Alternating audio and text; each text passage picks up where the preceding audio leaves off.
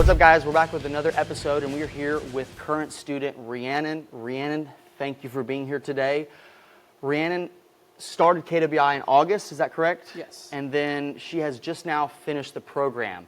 But since we are a self-paced program, Rhiannon can keep going at it and get some more learning, understanding, metals, and knowledge at our program for about how many more weeks do you have left? I have 4 weeks left. So you got 4 weeks left. You're practicing, you welded 5 combo tests today to prepare you for a job that you have coming up, correct? Correct. Where is that and what's going on? It's in Mobile, Alabama, and their test is just like a standard combo test, and then a stainless sked 10, and it's a new construction. Okay. Don't really know much more than that. That's okay. And that's how the welding industry goes. You know, really the only thing you need to be focusing on is passing that weld test. Once you pass that weld test, these companies will give you the other information that you need. Mm-hmm. They don't want to give you all the details because then you could spill it out to everybody in the world, right? But if you pass the test, you're going to know what's going on. So today that's what we're going to be focusing on, is just seeing where Rhiannon may have some issues, and hopefully that she doesn't, but we're going to weld this thing out. So if you want to go ahead, and we got the machine on 90 amps here, and got your wire there. Now just give us a little bit of a background, Rhiannon. Where are you from? You know, Rhiannon's 22 years old, and you're from Clarksburg, West Virginia. Clarksburg, West Virginia. And I guess, what's your story with welding? How did you get into welding? How did you end up here? I guess the life that you had before KWI. I went to my friend's house, and he had a welding machine. This in high school? This was a little bit after high school, like maybe a couple months. So just you graduated. I've never welded in high school. Didn't touch a single thing in high school welding-wise? No, I did take an adult class in Buchanan, and I had a really good instructor there. And then I was like, we only did plate, so I was like, oh, well, I kind of want to do pipe. But it was a 1-year program. Okay. Then my instructor was like, well, if you're going to go to any welding school, pipe school, go to KWI because they're probably the best out of the bunch. Okay. Like a lot of the other ones are just there for the clout, which, I mean, I've learned a lot here, so. Right. Okay. And so you didn't weld any in high school. So what did your high school experience look like? Were you into sports? Were you just into hanging out with friends? I mean, what did you do? Mostly through the beginning of my life, I had a seizure disorder. Okay. So the medicine I was on slowed me down. I had to learn everything, restart from scratch, like reading, writing, math, everything. After in high school or in high school? So you figured out this before you started high school? Yes. So I went through, did all the academic stuff. I played sports. I got a basketball scholarship. I gave it up for the military, and that didn't work out. Okay. So here I am. With welding. And so this experience a little bit after high school at your friend's place, they had a welding machine, and y'all were hanging out and just thought it would be a fun idea to weld? Yeah, and I didn't know you needed a hood, so I just gosh. Wait, looking at it? Yeah, my eyes hurt so bad. Did you get flash burn? Yes. Oh, that night or something? Oh, yeah. Yeah, in the middle of the night, 2 a.m., your eyes feel like sandpaper. Oh, yeah. And every time you blink, and so your eyes water, it's horrible, it's not fun, it's just a miserable experience. So your first interaction with welding was at a friend's house, looking straight at it and striking an arc. And I loved it. Wow, that's insane. So you really liked it. What did you like about it specifically? What was your... Well, once he gave me the hood, I got lost in the puddle. And really? I just love watching it go back. Just moving. Just the colors, just building something, making something. Creating. Yeah. Would you say that's one of the most important things to understand about welding, is that you have to like it in that sense before you can really get into it? Yeah, I don't really feel like it's for everybody, and you know, you get scars everywhere. Like, you're pretty much hating your body, but you're doing something you love. Pretty deep, that's for sure. Yeah. And what's your favorite thing about it? I think my favorite thing will be about it is just being able to make stuff and then like drive down through town and be like, oh, I welded that, put that together. I was a part of this, just a part of making something. the world. Yeah, building it. Yeah. I think that's a big trait to have for a welder, and a lot of the best welders out there have that trait and mindset.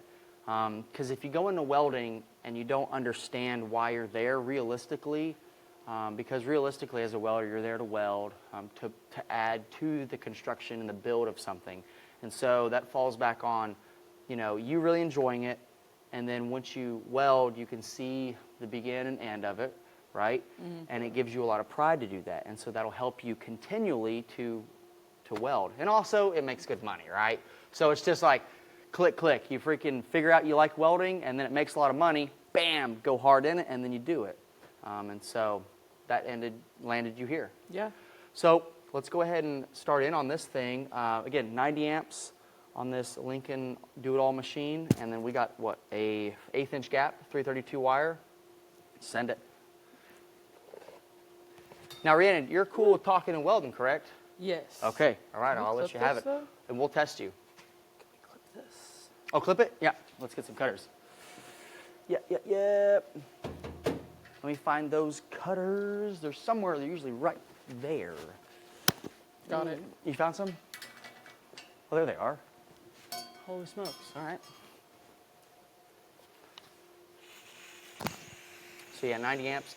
And then you just let me know if you need some more amperage or not. Now, Rhiannon was telling me that TIG welding is not her favorite. No, not at all. And that's very interesting because a lot of girls like to TIG weld just because it's like a little bit more delicate and fine-tuned. I like stick welding the best. Why is that? That's why after I finished the program, I tried to get every combo pipe that they had because I just like the stick rods.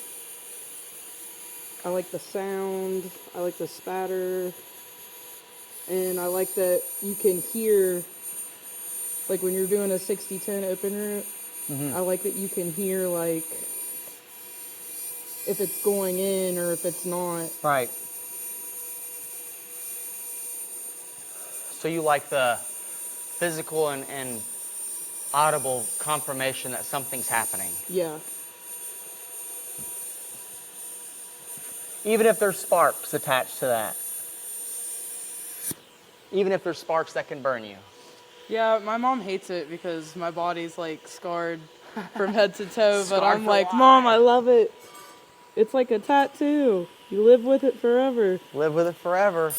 Well, tattoos, you can get those removed nowadays, but scars, you can't. So I guess you could say welding is maybe a level higher on the extreme list. It's like, hey guys, you can get a tattoo, or you can learn how to weld and position yourself perfectly to get burned in a certain design. JK, don't do that. That's not something we advise. But it's part of welding. You have the possibility to get burned every once in a while.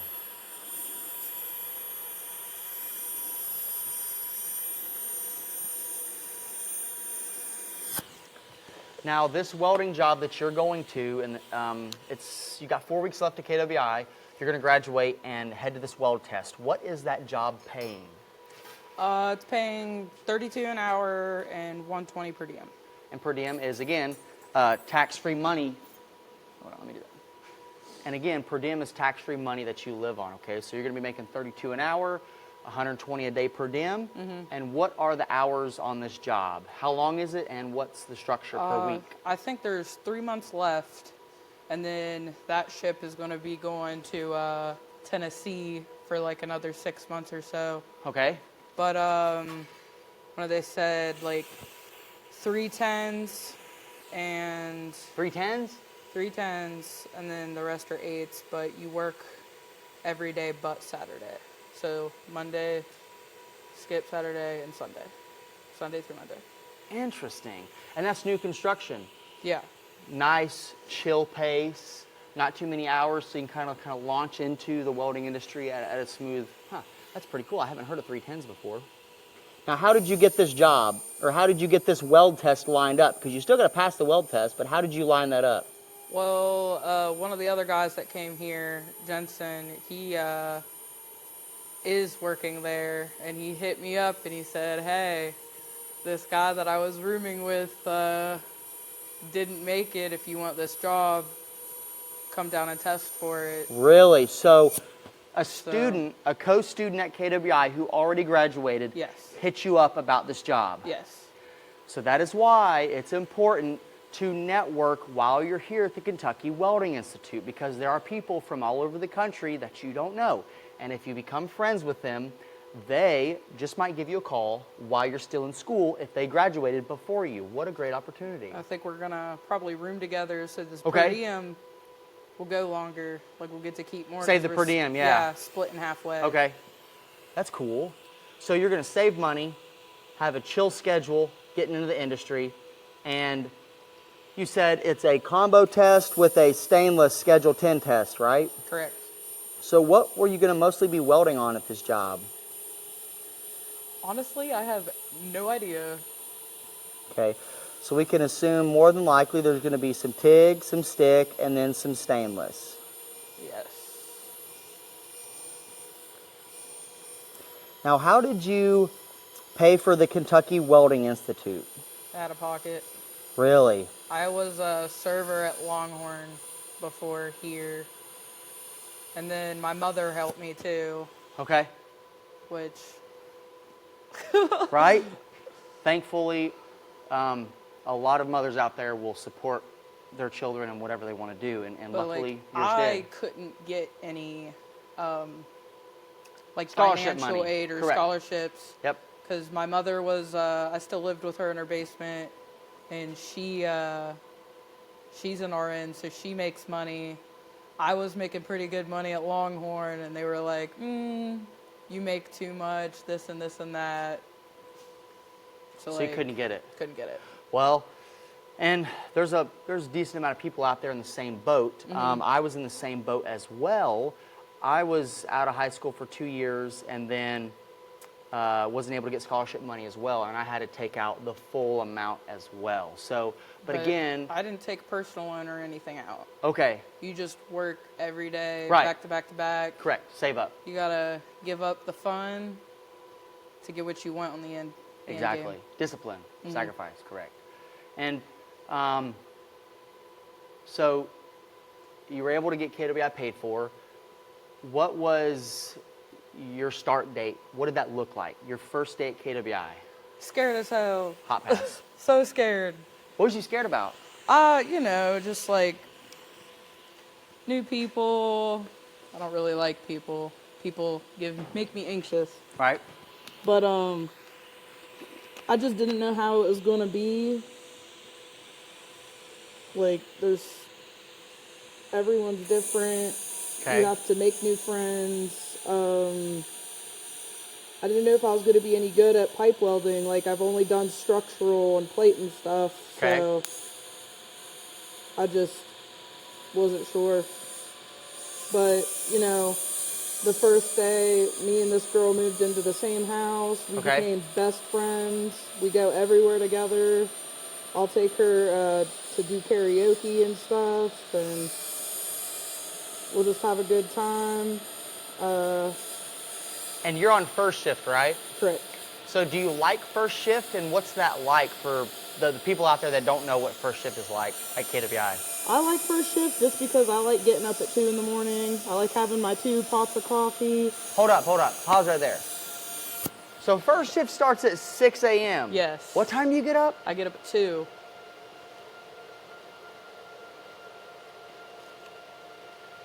Let's break that down. Why do you get up at 2 o'clock in the morning? Because I'm a procrastinator. So, I like to go to bed around, 10 o'clock. 10? I'll get up at 2. I'll make my bed. I'll have all my stuff laid out, make sure my teeth's brushed, my hair is done. 4 hours Yeah. to get ready. Well, not really. Like, I like to wind up. You To know, just calm. I like to drink my coffee, and I like to make sure I have all my ducks in a row. Okay. Make sure all my welding stuff's where I need it. Make sure I have the grinding rock that I didn't grab after shift, for shift. Okay. So I don't have to run back to my truck because that cuts into all your welding time if you keep forgetting stuff.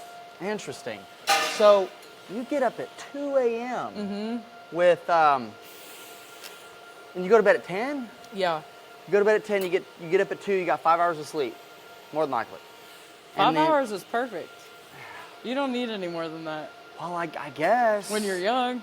Yeah, but then it'll eventually catch up with you. Then you'll be like, ah. Well, then I'll get on them grandpa hours. I guess. What are grandpa hours?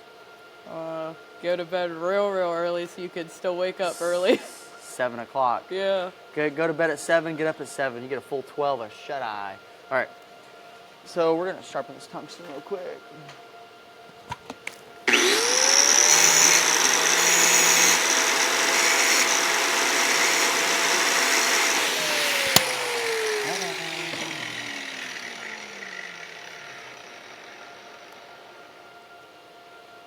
All right.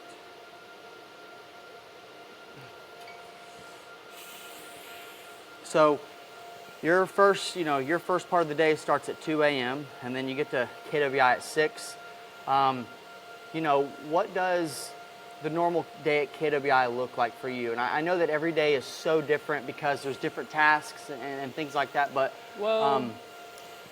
depending. If I go on a Sunday and I do the Bible study, and I'll usually just go in there and I'll just prep a whole bunch of metal. So I won't have to prep metal throughout my week. Okay. And then I'll just go in, get my setup, and then start welding. And then I'll have a million questions to ask, but there's always an instructor around, or if there's a student there that's been there longer than you and they know what they're doing. Right. It's always nice to have that extra, like, this is how you do this is how I would do this, just to find out how you want to do it. Correct, because there's so many different ways to do one thing, Now, what is your favorite thing about KWI? Other than getting to weld every day, probably like making new connections, and then you're like not on your own, but if you live in the housing, it's more like you've got to figure stuff out for yourself. Like you have to go grocery shopping, you have to meal prep, because like if you want to eat out all the time, it's expensive. It is nowadays. So just taking time for yourself, or like on the weekends, I like going up to like Winchester. I've met a few people there, went hiking, and now I have like a couple hiking buddies. Like I don't know these people, but now we hang out every Saturday. Gotcha. So all the things that you heard about KWI from your instructor, did they meet your expectations? They kind of exceeded them. Okay. Just a little bit. And what's one of the ways that KWI exceeded those expectations? Well, when I thought I was going to come in here, I thought it was just going to be like pretty much you stay in your booth all day and you just weld. But you guys have all of these like scenarios. Like there's the Boilermaker, you have the bowl, you have a pipeline. I don't know what you want to call those. Pipeline simulator? Yeah, the simulators. So like you don't have to stay in your booth. You can take your weld to all of these simulators that you guys have, and you can like put it in real world experience. I mean, it's not going to be the same as a job. Correct. But it's better than being a booth welder. Right. And only knowing how to weld in a little box. Correct. And the thing is, if you just weld in the booth your whole time at KWI, it's not going to prepare you for the real world as well as, again, getting in these simulators like Rhiannon here. Now, what's your favorite simulator, Rhiannon? I'm not going to lie, I like downhill on the pipeline simulator. Okay. It's different, but going from downhill back up to uphill was a doozy. Switching. It was weird. Right, watching the puddle and learning the techniques to go up and then also coming down with it. So. And the drip cap, That button gets me every It's time. tricky, yeah. It's Oh, you push the tricky. button, Huh? you get porosity? No, like I'll get like you're coming downhill, and then I'll have that dip. Like Oh, that little where button. it's Yeah. under? Okay. Oh, yeah, we're downhill. I was thinking something else.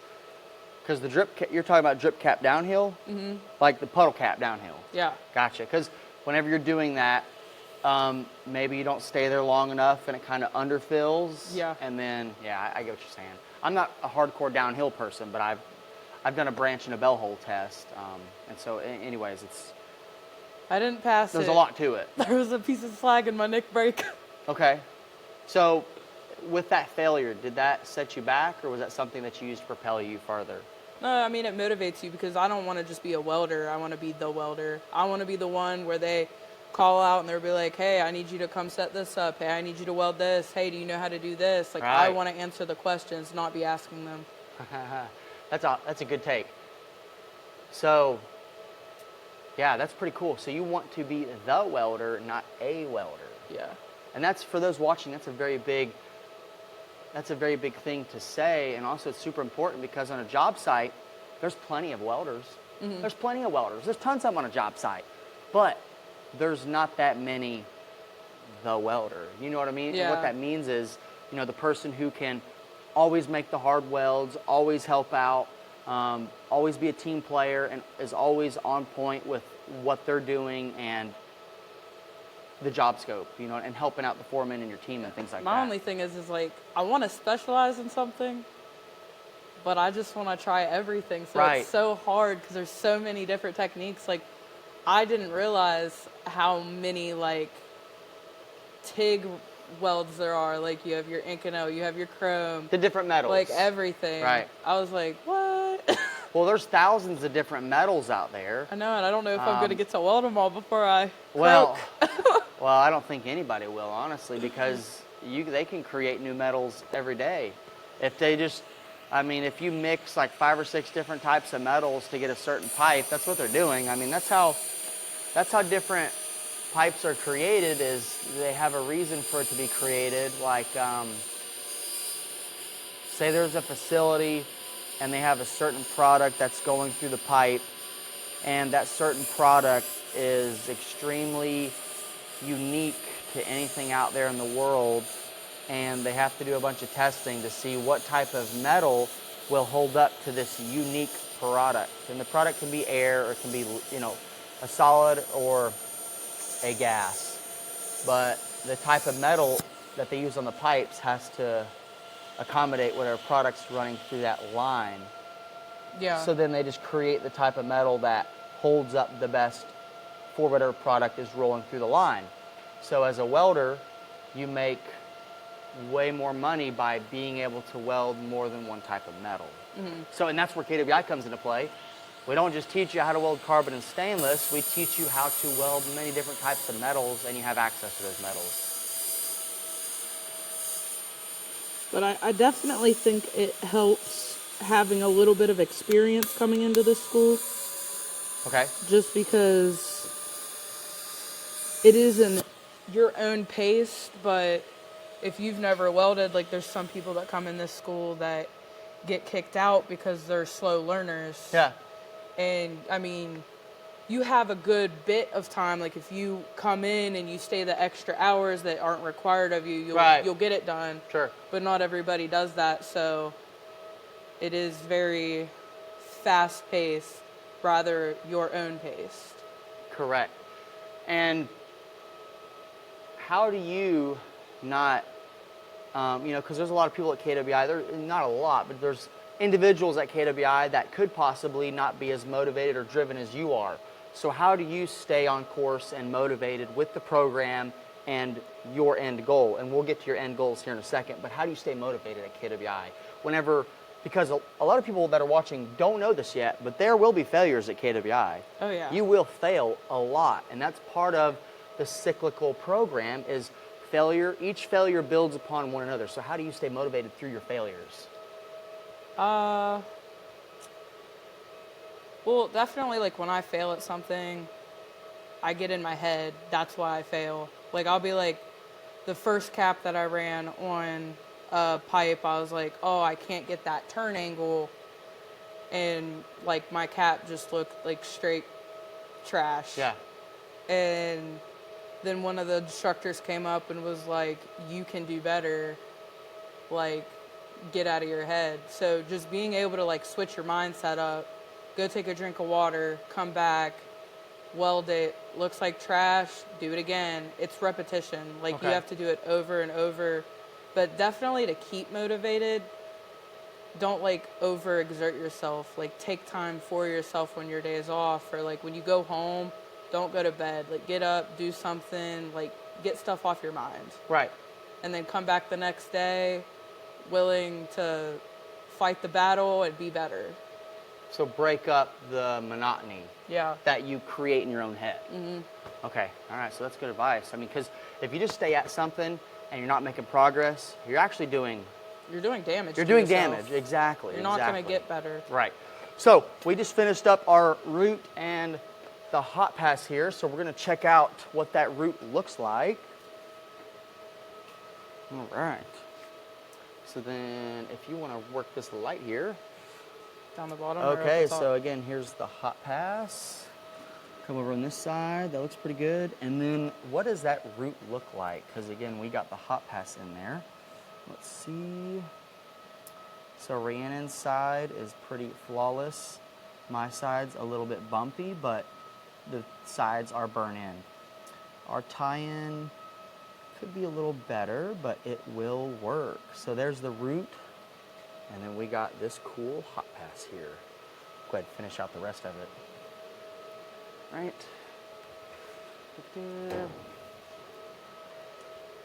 All right, so we'll you just get you another pass in there. I'm gonna get me another one here.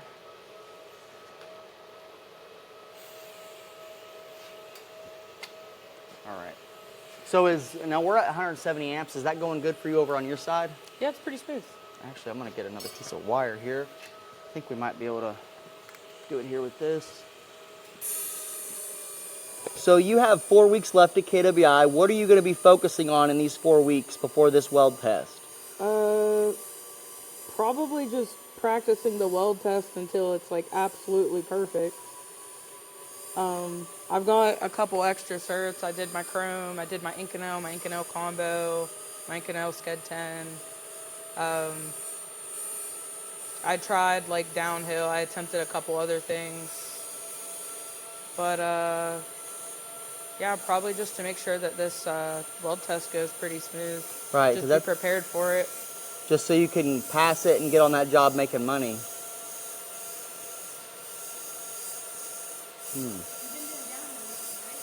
What is it? Yeah.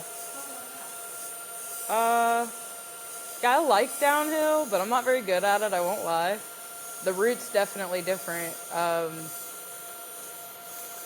Like, it's not nearly as wide, but you have to have the perfect fit up for that rod to just slide all the way down. Otherwise, you're going to have this big keyhole and you're going to have to fight it, or you're going to get stuck, and then if you hit it with the cutting wheel, you're going to want to, like, grind down the sides of the bevel so your landing's not as big, because that's going to mess you up too. But it's definitely much different than uphill, which I've only ever done uphill.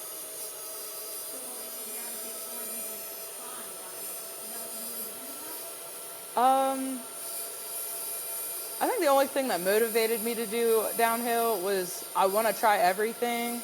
Like, I don't have to be perfect at everything, but I would like to know how to do it if I ever had to do it. And just to, like, get more experience with, like, other welding techniques.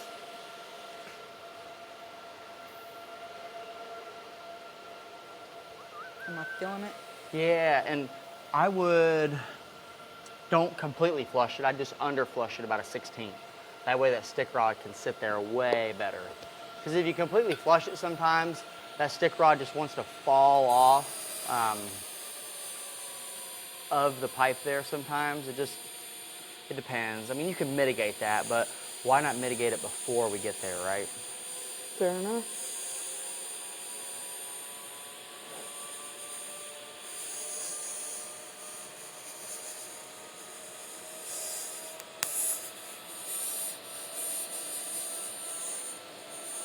Now, do you do the KWI Bible study? I did miss a couple weeks, but in the beginning I was doing it all the time, but then I found a church that I liked going to. Okay. A local church around KWI?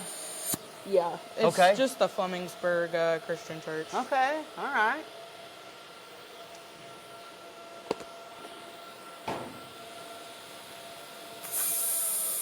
But I enjoy the Bible study. Like, everyone has their own opinion on the Bible, and you get to talk about it in there. Right. And, you know, not everyone's going to agree with what you have to say, but Right. everybody respects it. Yeah, it's cool to see different perspectives on it, you know, because everybody has a different perspective and take on, you know, what they think is going on. But it's nice that KWI has that to, you know, help those out there who are curious and want to learn more.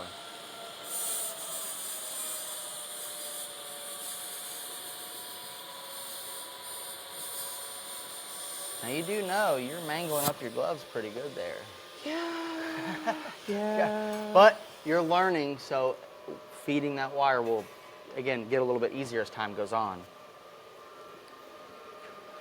Now, as a girl at KWI, what is that like? Again, you're not, because the welding industry is a lot of guys out there, but how is it being a girl at KWI, and then also just, you know, being a female in this type of field? Because you haven't been out there yet, but just your experience so far with that. All I have to say about being a girl in like a man-dominated field is if you don't respect yourself, then nobody's going to respect you. Right. But if you walk in there and you have your head straight and you're there to weld, you're Right. there to make your career, you're there to make money, Yeah. then, you know, nobody will really mess with you. But if you're gonna be that girl, you'll be that girl. Correct. What a great piece of advice. So just, I guess, for all the ladies out there who are getting into welding, you know, be there for a purpose. Focus Yeah. on getting really good at it. That way you can graduate and put, you know, make the good welding money, and then you can set your life up the way you want. Mm-hmm. All right, so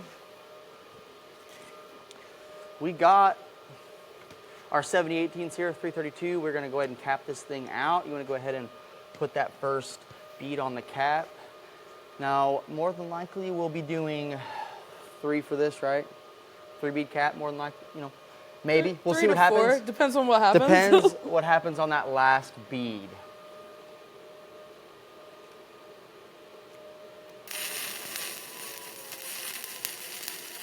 Now, you graduated high school, and, you know, before you came to KWI, it was like 2 years.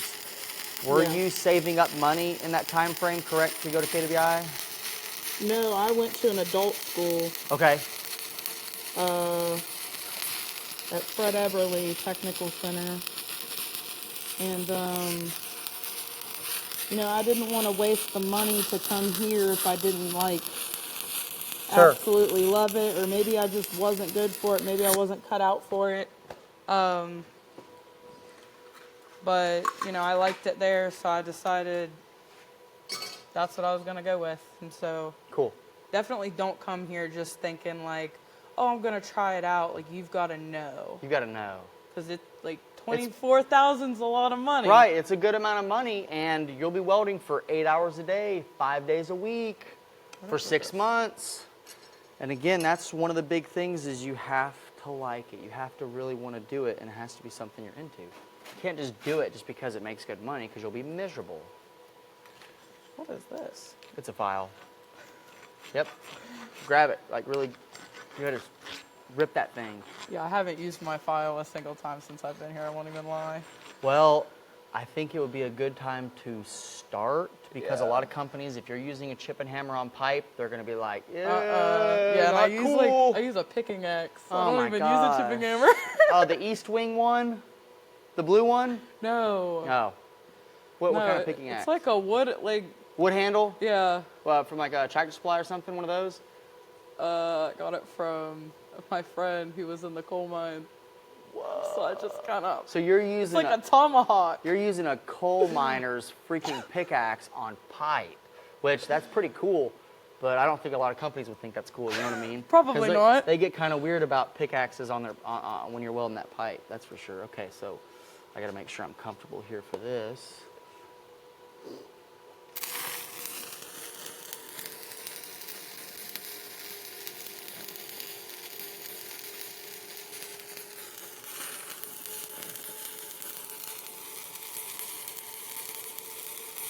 This machine welds pretty good.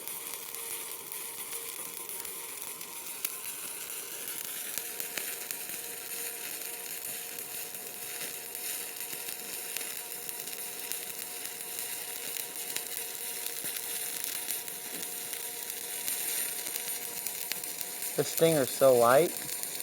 Yeah, I don't know that I like it. It's a little too light. Really? Yeah.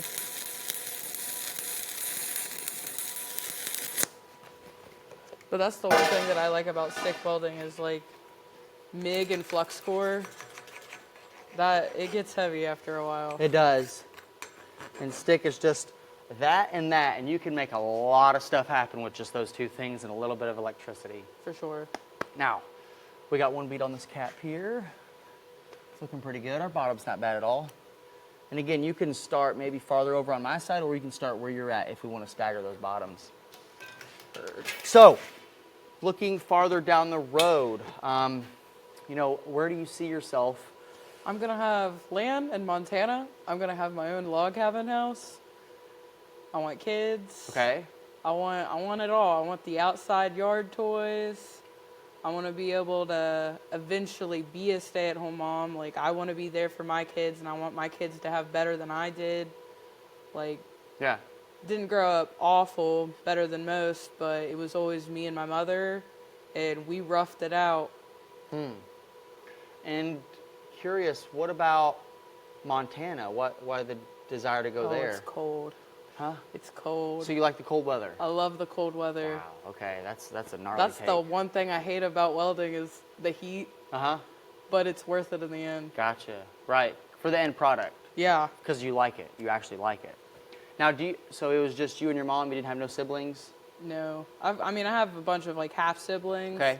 But I only ever knew one of them, and we hung out for maybe 2 or 3 years when I was little, and then after that, it was pretty much irrelevant. Gotcha. Okay. All right. Interesting. So, are they younger or older than you? I am the second of, I think, 5. Okay. So, in a way, you know, you getting into welding could be something that maybe motivates them to drive and do what they want to do. Yeah. And it could be welding. All right. It'd be pretty cool. Right. It would be. That's the cool thing about it. You know, I got into welding, and then I have 4 younger siblings under me, and they got into welding just because what I was doing with it and making good money as well.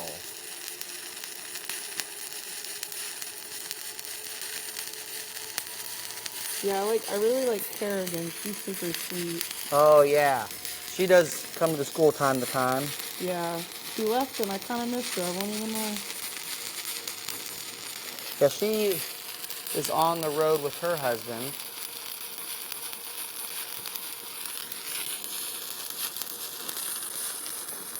They both travel and weld. She's a welder too. He's a welder as well. Most of the jobs now, he just welds just because it's pretty convenient to have someone at the camper and taking care of things in that regard. What does she do though? Doesn't she usually get jobs in like a diner or something? What now? Doesn't she, like, hasn't she gotten jobs in like diners and something? Like around the towns we're in? Yeah, if she's bored. Yeah, say that. Yeah, I mean, well, my sister, she'll do odd jobs on the road, like if her husband's working. Yeah. She'll. I could never do serving on the road. Well, yeah, she. Not anymore. Yeah, no, she just gets bored and just does random jobs wherever they're on the road at, you know. So that's cool if you're traveling with a partner. One person can weld, and then the other person can, you know, do whatever they want. Honestly, I mean, you can sit in your camper and do nothing, or if you don't want to sit in the camper, you can do other stuff. Go out and meet people in your local community, and make some new friends and network wherever you're at, you know, because there's 8 billion people in the world. There's no reason you should shelter yourself from anything going on where you're at.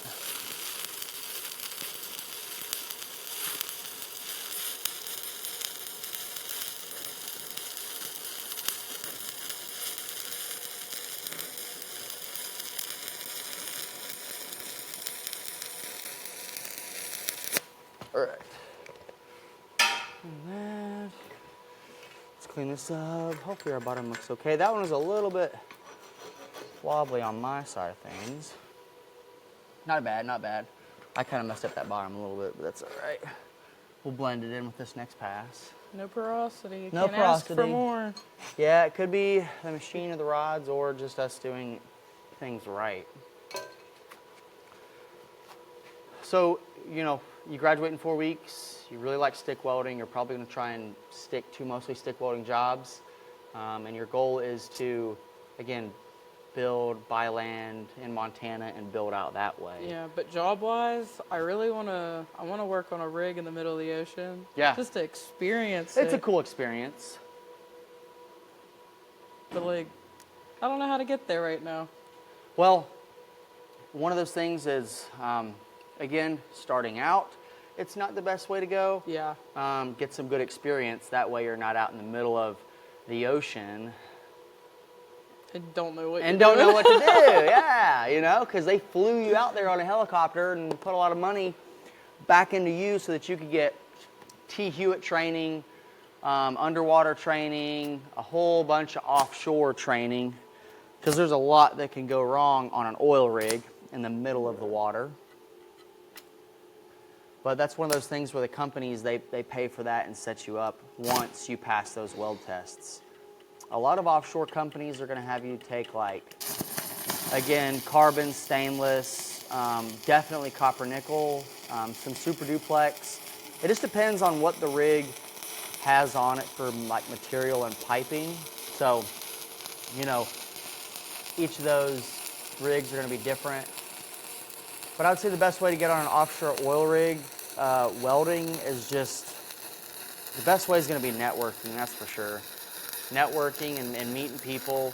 I would stay, you know, if I wanted to find an offshore rig job, I would try to work down south as much as possible. So in your case, it'd probably be better to go ahead and get the offshore thing done sooner than later. You know what I mean? Since you're Yeah. trying to get to the cold weather. Now, there is welding jobs in Alaska too going on. So, you know, you can go hit a job in Alaska where it's freezing cold and it's welding. So you wouldn't be as hot welding. But let's see here. But Montana, I've worked in Montana a bunch. That's a good place to work. All right, let's see here. Got to make sure I can bring that all the way up.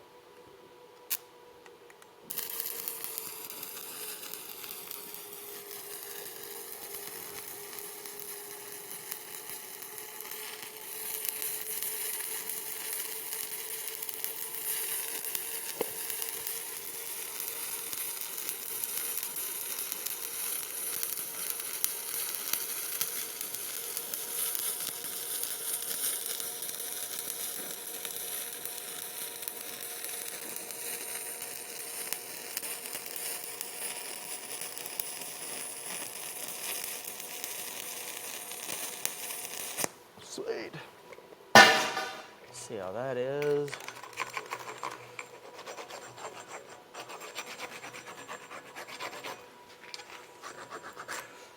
All right. Looks pretty good, huh? Let me get that brush real quick. We'll take a look at it. I don't know where that brush is. Whatever. All right. So. Your hands are cold. Yeah. There's the cap on this thing. It looks pretty good. I'd venture to say that your side's a little bit smoother than mine. Let's get this camera and take a look at the real action shot of this thing. Da-dum. Da-da-dum. All right. So here we are on the cap. Here's my side. All right, and then here is Rhiannon's side. Let's get this focused in. Come on now. It's always something, man, I swear.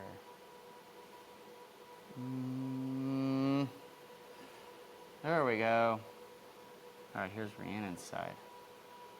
Looks pretty good. Solid coupon right there. All right. Now, Rhiannon, we just finished up this combo Schedule 160 in preparation for your weld test in 4 weeks coming up. What is your best piece of advice for anybody who's looking to get into welding or go to KWI, as general as you can be, or maybe more specific towards the females out there? Well, it's never too late to get into it. And I mean, once you're here, you can do pipe welding, you can do structural welding, or there's a lot of people that I know that just do sculptures. I've done one. I'll never do another one. Sculpture? Yeah, they take way too long. Oh, yeah. But, I mean, if you can get into it earlier in high school and stuff, definitely do it. Like, they have competitions like Skills USA. Yep. I got to go on my, in the adult school that I went to. Yeah. Really fun time. But just, like, don't be afraid to take the step. Don't be afraid to be the only girl on the shift. Like, there's a reason, because you're good enough to be there with every one of those dudes. Right. So, yeah, why not? Right? Why not you? And that's really good advice, because the cool thing about it is anybody can be that person. It just comes down to the will and the drive to do it, right? Yeah. And so It's the ambition, for it's sure. the ambition. You have to have ambition. And I think where you have goals, you want to go to Montana, you want to set your life up, you want to have all the things that you want, I think that's a very motivating factor into propelling success at KWI. I feel like people who go to KWI without goals or something that's driving them to do it are going to wash out eventually, either at school or after graduating. For sure. But again, thank you for being here. You did a really good job on this. If you guys want to find out more about KWI, visit our website, kwi.us. We have tons of videos just like this, where we weld with current students and past students, giving you all a better perspective on what the real world of welding is like. We do competitions, Skills USA competitions across the state of Kentucky, where we give out scholarships to students like Rhiannon talked about. We also, in April, have our senior welding competition coming up. So we give away prizes and things like that. And this happens every April. So those of you watching, if it's not April, get ready. It's coming up here soon. Take advantage of it. Take advantage for sure. of it. Take advantage of everything. Weld in as many classes as you can. Go to as many competitions, because that's going to prepare you for coming to KWI, but also getting into the welding industry. Until next time, my name is Keegan, and we'll catch you later.